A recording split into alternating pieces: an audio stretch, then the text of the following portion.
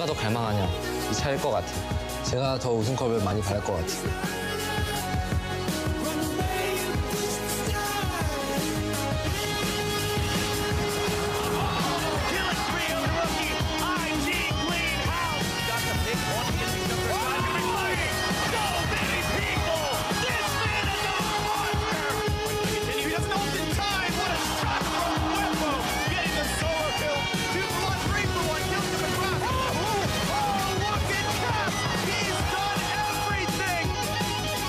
I'm not just here to win one Worlds, I'm here to make a legacy for myself. I want to have a legacy of championships, and it starts today.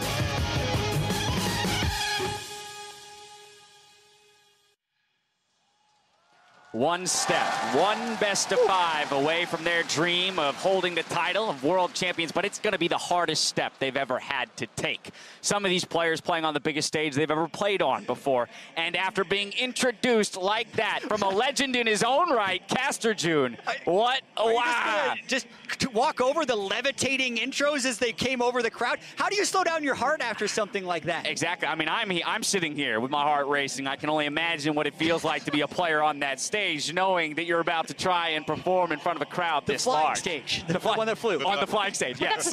You know, some of these members have never been on a stage. All of Invictus Gaming, save for Duke and Rookie, have never left China to even compete. When they went to Rift Rivals, it was still in China, and they're now standing on a levitating glass stage like, okay, we're also going to play probably the most important series of our lives in about 10 minutes. Yeah, without a doubt. But therefore, I think it's very important for us to kind of take a step back and recap how these teams ended up in the position that they did, starting with Fnatic and their road to the finals. I think Fnatic, I think they definitely had the easiest side of the bracket. I think the main word I would say for them is dominance. I think they showed up big time in the groups. I think they deserved to get the easier bracket. They got the first seed over IG, and then they had EDG. They kind of swept them over, C9 even easier, and now they're here. Yeah, you only need to lose 3 games to lose a best of 5. Fnatic has lost 2 games this entire World Championship, one in the group stage and one in the quarterfinals. So they have definitely had a very dominant road to this point. And I will say this, though, while Fnatic, you know, people are going to look at kind of that soft best of 3 between IG and Fnatic and say Fnatic, you know, clear favorites. They've got the experience. Times last time these teams faced. But if you look at Invictus, a 3-0 across from G2, I think that kind of skews the lens. You know, if you take a closer look at those games, that IG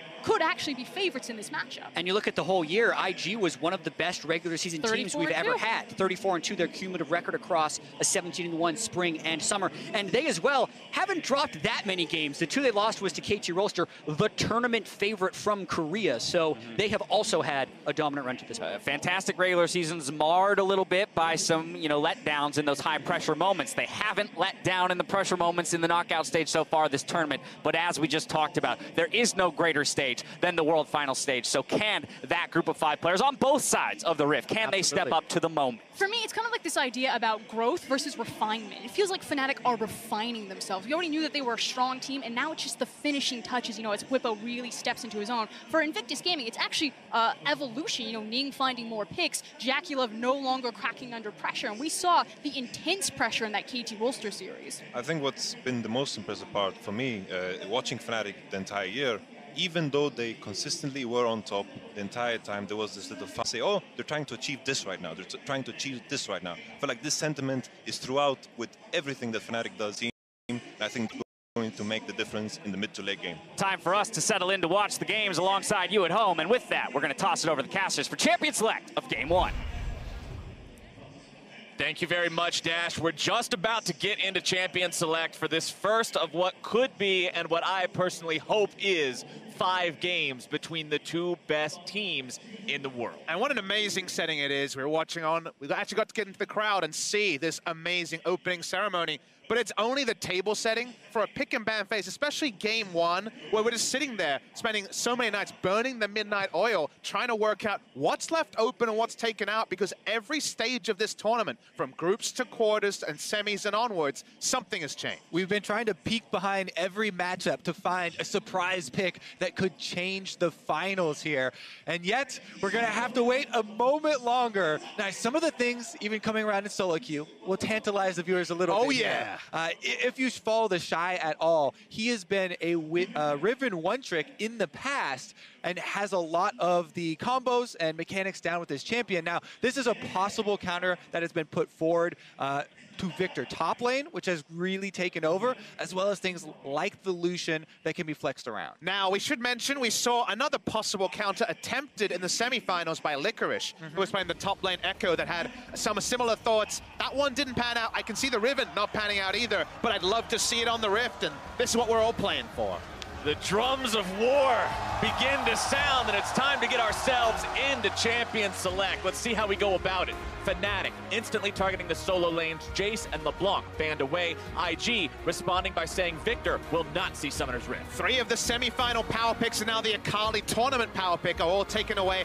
IG was banning the Victor on blue side in their semi-final. Seems like the Shy just doesn't want to deal with it, whichever side the Rifty's on. Yeah, Victor going to be out of the game as well. Jace here, banned by Fnatic, used expertly by both the solo laners of Invictus Gaming in their semi-final to get here today. Definitely a good ban there, and they're rounding out all of these solo lane bans to take away what has been used so much over the course of this tournament. The final ban from IG is going to be Rakan, the only one of these 6 to not target the solo lanes, as Fnatic will think about their first pick. And interestingly, they actually ban away the Rakan, denying Xayah Rakan over something like the Urgot, which is available, over the Aurelia, which will be first picked by Fnatic. Will be, of course, a flex pick between top and mid lane, but interesting to see Urgot, who dominated all of the conversation. We've seen it fall through picks once in recent memory.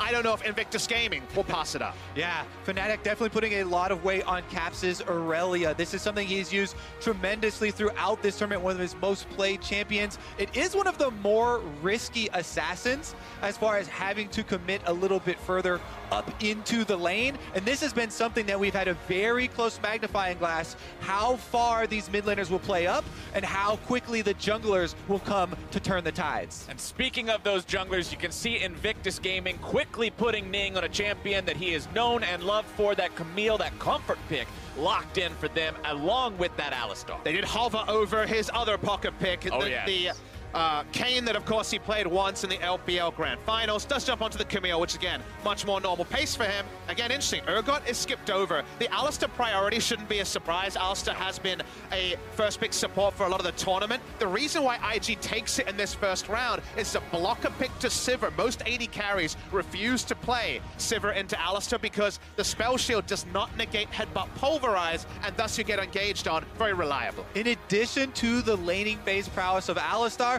one of the big reasons it's been so highly prized at this tournament is with the ultimate from the support position, you can be the initiation and a bit of a frontline for the team, with Invictus Gaming showing a much squishier jungler and probably looking to have a more offensive carry for the Shy in the top lane. That might round out, their overall composition. But we have to catch up here. They've already got the Urgot now locked in, another power pick for Fnatic. And this is very interesting because now you consider what they have. Ostensibly, both solo lanes and their support are locked in. If IG want the Scion, the usual tank answer, it means the Shy, very unlikely to be on a carry this game, probably going to be on the Scion that he does have a good record on. He is 3-0 on the pick, so definitely a containment pick. But suddenly, one of those win conditions for IG of unlocking the Shy to be a hard carry like he was on the Jace is already going to be a bit of a secondary variable now with the Scion matchup. Meanwhile, the other pick for Fnatic, also very important. Hylissang has played mainly the Rakan or Braum. Those two champions pretty much only, with a couple of other picks here. So Braum with the shield, very important for lane phase for Reckless. Reckless is a marksman that likes to farm up, play very defensively in the lane phase. He has one of the highest KDAs and least deaths because of this playstyle, and it has found success for them. Talking about marksman going into ban phase 2, that is the name of the game. Reckless has played a lot of Sivir, Jackie's played none. It's a very easy ban for IG to make. Fnatic also taking the Lucian off the board, one of Jackie's favorite picks throughout the regular split of the LPL. And also a pick that everyone in solo lanes is also playing around with for flex Lucian possibilities. Usually a Jackie Love pick. Speaking of Jackie Love picks, just going to default to the Kai'Sa that started this tournament with a bang, has kind of gone to more of a whimper recently, but they have a lot of setup CC to apply the plasma and allow Jackie Love to still be a big carry in late game fights. Exactly. We can already start to judge the entire team compositions that are forming here. Invictus Gaming coming out with a much more solid 5-on-5 setup with those tanks on the front line, and the Camille plus Kai'Sa very good at finding picks throughout the game. But look here, Fnatic locking in the Jhin in answer for lane phase here versus Kai'Sa. A lot of early burst damage potential. And this is going to be the first Jhin played by Reckless, as we will see the Lee Sin locked in for Broxah. So much conversation about how well this man has been jungling throughout Worlds 2018, and this has been one of his signature picks. Exactly. The Lee Sin has been amazing for Fnatic, and Broxah in particular. This man has been the best jungler at the World Championship, and in large part due to creative plays with this champion. I think he's had one of the best tournaments a jungler has had on the international stage ever. He has been outstanding. We see the draft finally rounded out. Was considering the Rise was rookie, probably going to land on the Lissandra. Big takeaway here from Fnatic. Very physical damage focus. Usually Jhin doesn't want to deal with frontline tanks. He gets a lot of them on the opposition side. Kyo still can play 1-3-1 very adeptly, especially if they're able to keep the Scion down and not allow his tankiness to take over. But this could still very much turn into 5v5 team fighting with the setups we have locked in.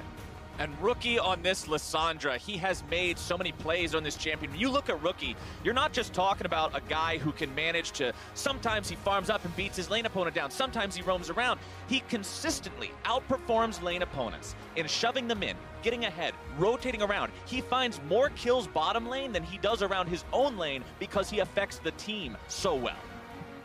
Yeah, exactly. It's been about his movement around the map to take his advantage to help out the rest of the team. We shall see now as we are moments away from starting off game number 1 here at the World Championship Finals. And game number 1 is so important for these two teams who have played such a fast, explosive style before. If you can get your momentum going and make things happen, you could really get yourself off to an awesome, fantastic start here. Lots of young players on the Rift, 2 squads that, of course, not been in World Finals for Fnatic since Season 1, and then, of course, for the LPL teams, also been a really long time, so there is so much talk about momentum here. You win the game 1, that post-game team talk is a lot more comfortable.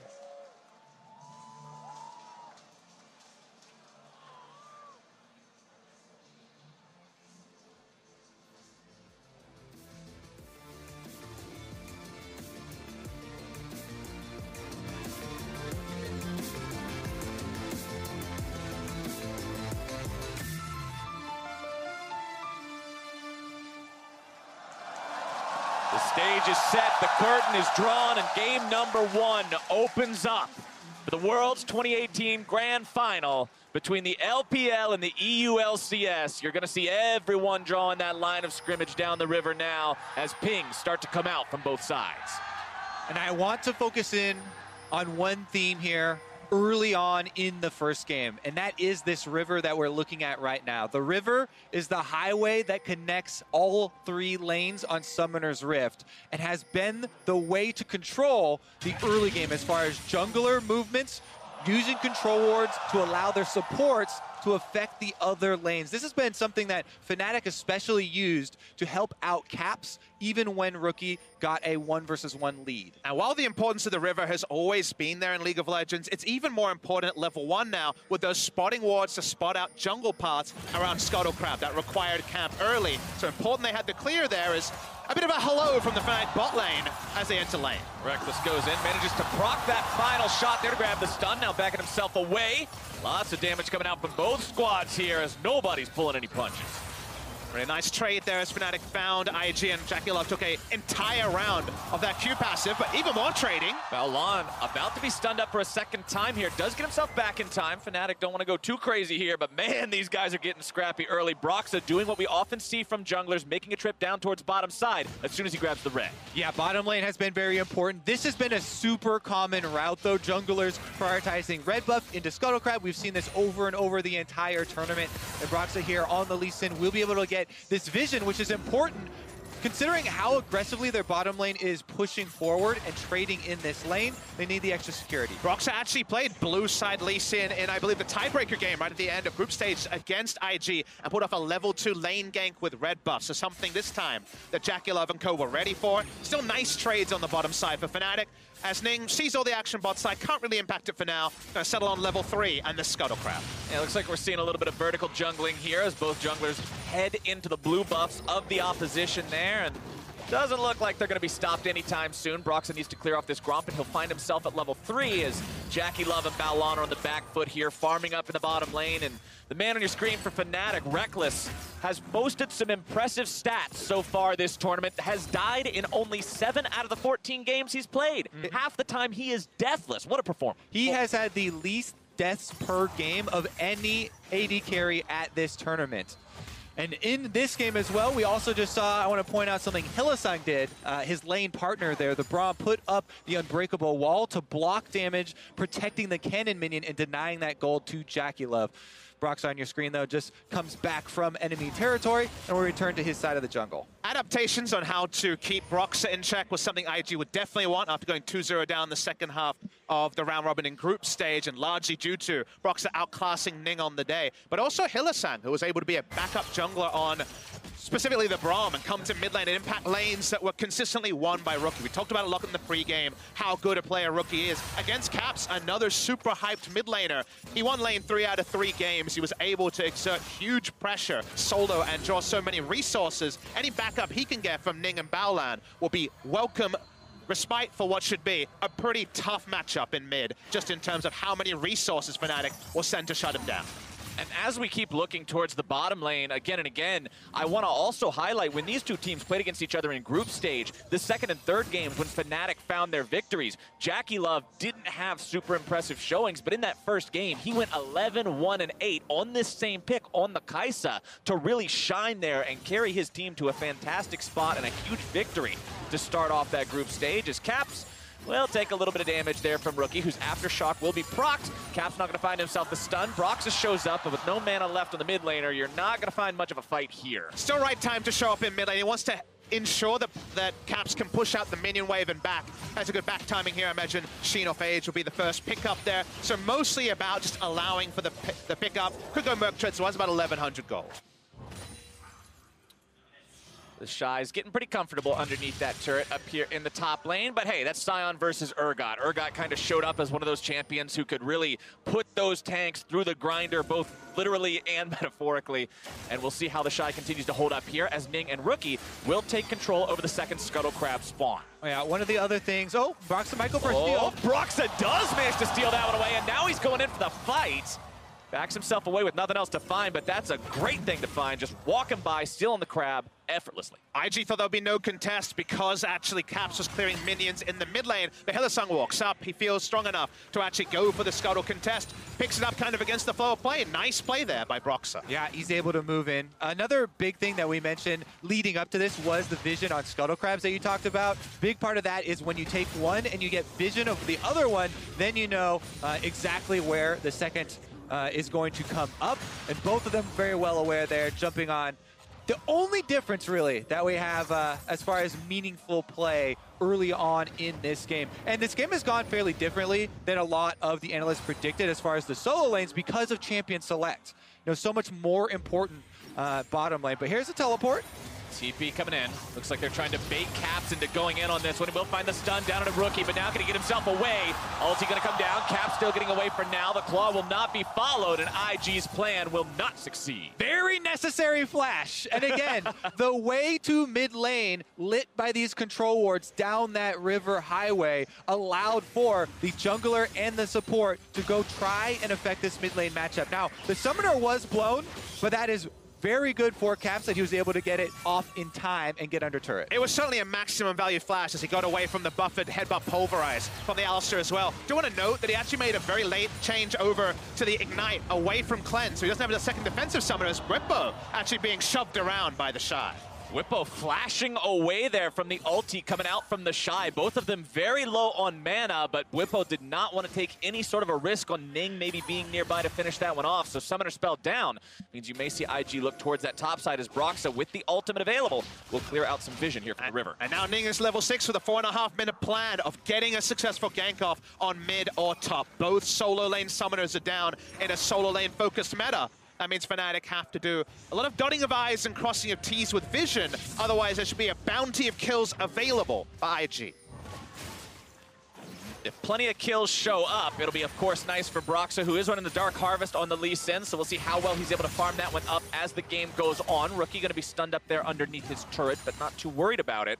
He'll just continue piling up that CS. He does have a slight lead over his opponent, but nothing crazy. And this is the game that viewers at home should know, whether you watch the entire tournament or if you're tuning in for just the final. These are the two teams with the most champion kills per minute in the entire tournament. So while we have no kills in the first 8 minutes, don't adjust your sets if we have a kill a minute action if things heat up. Yeah, in addition to that, in their respective regions, the LPL and the EU LCS, they also had the fastest game times and the most kills per minute for both of these teams heading here. So this game, you can tell, #1, opening up the World Championship, coming out and just kind of testing. Now, keep your fingers crossed though, Kobe. Caster Curse is a real thing. Let's not lead to that, Caster Curse. We want that bloodthirsty action. I would love to see a lot of action, and when IG played earlier in the tournament, when they were playing up against KT Rolster in the quarterfinals, we looked at them and they had slowed down their game pace a little bit, and that all had to do with going up against KT. As soon as we saw them back in going against G2 in the semifinals, they did not lose a single objective. They had the fastest best of 5 in the main event, and they were just bloodthirsty once again. So we'll see how well that plays out now as Fnatic set themselves up for maybe making a play here against the Shy, who does still have his flash. Ning will also shadow this lane, expecting something to potentially happen. Let's see if who's going to pull the trigger first kind of becomes the question here. The Shy down 1 level right now. See if he can maybe find that for himself and then begin the fight. Does hit the level 8. Whippo goes in. Brox are going to be seen now, moving back and forth between the brushes maybe. Instead, it's just Shy going back underneath the turret as Ning waits around on the tri-brush, gets himself away, doesn't want anything to do with this fight, recognizes there's got to be something going on. Definitely a lot of safety first stuff there from Ning, who could have taken an invitation to go in earlier, doesn't. Fnatic walking up to mid lane at the same time, just sniffing around Rookie. Trying to make this happen now. 3-man gank me, I will 3-man gank you back, but Fnatic will not find any success there. Yeah, and the bottom lane does have a slight CS lead there for Fnatic, but they need to get back down to the bottom lane to clean up that minion wave after they gank towards mid without losing anything. Looks like Reckless will be able to do it, and everything's safe and sound. Now this game, still no kills 10 minutes in, but the important thing I'm looking at right now, Rookie has his proto belt completed. This item, as a first item, costs significantly less than most other items will. Caps now going to be CC'd. Broxton making his way towards the fight. Ning looking to go in, jumps back, able to find the stun. Caps going to be taken very low. Hextech Ultimatum comes out, but it's first blood over to Ning. IG find themselves 1, but it doesn't look like they'll likely be able to find the second just yet. Broxton gets himself away, but it's still Fnatic who come out on the wrong end of the fight. The patience pays off here. Invictus Gaming are able to return to the mid lane before Caps' flash comes back up from their previous gank and get him without the flash. Now, they opted to try and pull off the counter there with Broxa coming from behind Raptor. And it's all about the bookkeeping, like you say. When you know about the summoner advantage, this becomes a more controlled play. We're watching the replay, and once Rookie locks on with the ultimate, there's definitely going to be the all-in attempt from IG. Broxa only enters the screen now, and Caps feels like his best way to go forward to negate the stun is to engage at this point, but through the ultimate here, no maximum value kick available for Broxa. He actually keeps that throughout the entire fight. Very good ultimate there by Ning as well to be able to dodge the damage as well as get down Hextech Ultimatum, finish off that kill for Invictus Gaming. But Invictus Gaming, despite the fact that they got first blood, despite the fact that it comes along with assist money, the game is still even in terms of gold, and you can look at the jungle and look at the AD carry positions and how well they're out farming their opponents when you want to figure out why that is. Yeah, Lee Sin, as you mentioned, with Dark Harvest, trying to get as many of those stacks as possible early. Early Tiamat completion means he can rip through those camps very quickly, and had done so. And I think as this game goes forward, we look at the team comps here. I think Fnatic will definitely err towards the 1-3-1, but they have good team fighting options. You look at IG and you say a lot of setup CC and a Kai'Sa. That's kind of how you think about it. Good burst damage coming through from the Lissandra. But if Aurelia, one of the big reasons we saw movement away from champions like Kai'Sa, is able to get to backline and just negate Jaculov, even go 1-for-1, you feel like Fnatic has so much more damage on their side. Not by a landslide, but certainly considerable damage options to win the 5v5. So they'll start off with the 1-3-1, but the right flank, and anything's possible for Fnatic. But I like IG's idea of starting off trying to target Caps here, because Caps has been a player who's been put under quite a lot of pressure by a lot of different teams so far, and up against Cloud9, he had a bit more breathing room, and he really was able to pop off, but when teams can target him and keep him more under control, that could be a good avenue for IG to make something happen, as the Shy's not able to get himself away just yet, flashing out of the way of the harpoon to stay alive. Yep, Whippo's going to earn an extra summoner spell here, but he's also earned the attention of the rest of Invictus Gaming, and he's going to have to flash out. As soon as he saw Ning, he was getting the hell out of dodge. Yeah, the Goon Squad was coming in from every direction. Smart to flash away. Also holds onto his stopwatch with that play. Good heads-up stuff, and a bit of a map reset here, although Caps has decided to go after Rookie here. Aftershock going to be keeping Rookie a little bit safe. Over the wall comes Ning, looking to issue that Hextech ultimatum. Flash already going to be used. Caps trying to get himself away, but he's brought down for the second time this game. And IG have his number. That's one of the big drawbacks of Aurelia mid. A lot of the presence of this champion relies on going in the melee threat. Invictus Gaming are there again. They roam down to mid lane, and they get the first turret bonus. They're going to keep pushing. It was a mistake by Caps. He knew they were on top side. A lapse of judgment. Open himself up for this damage. There could be 2 turrets, and there's still a minion wave here. Invictus Gaming, no plans on stopping anytime soon. Fnatic will at least get the bottom lane tier 1 in retaliation, but instantly losing 2 turrets in the mid lane is quite a victory for IG. Reckless is a hope here for Fnatic. Their bottom lane winning in CS, as well as able to push down that bottom lane turret in exchange for the 2 that Invictus got. Oh, Broxa gets himself the flash into the kick. Remember, Shy has no flash available. He will be taken down here. Broxa makes sure of it with the Sonic Wave, and Fnatic will get themselves on the kill board. We'll actually use the heal just to get a kill involvement on that particular kill. We'll go back now, had no mana at the end of that one, but that entire play here is an avoidable risk by Caps. He goes in, surfs in, takes the stun and register it, and the moment you commit this hard, knowing that Baolan had already roamed and the Ning should be topside, it is a mistake coming through from Caps. Here we go though, Fnatic are on the board already, starting up the Rift Terror, teleport comes in. IG not willing to let this go away without a fight. TP going to be used by Fnatic. Rookie's going to be off to the side. In the middle goes Whippo, going to be popping the shield, giving himself alive. Balo on the target, stunned up but not brought down just yet. Reckless going to be firing from the back with the curtain call, but the fear goes off! Whippo grabs the kill down onto the enemy support, but can they find anything else? They're trying to get Hillsong away into the back, but Jackie Love has already found himself that mark here as well. Whippo's taken down by Ning. The Rift Arrow goes their way as well, and IG have won themselves another fight. Really patient stuff from IG. They kept playing around Jackie Love instead of engaging too hard, and it paid off in space. They're chasing for more. Here's Ning. Caps and Broxa in some trouble now, wanting to get themselves away.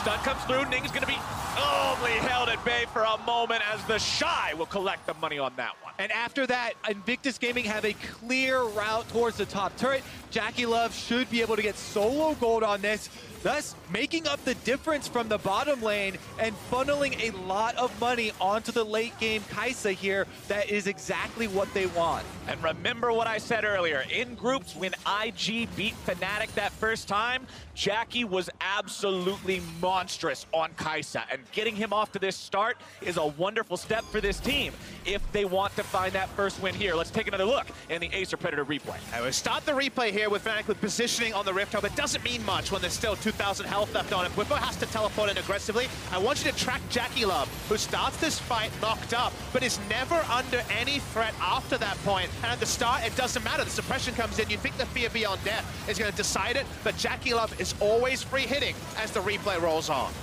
Yeah, him being able to go offensive there, finding the kill onto Hillsong and finishing up the chase, allowing an easy kill on the Rift Herald as well, means that Invictus Gaming now with a substantial early game lead.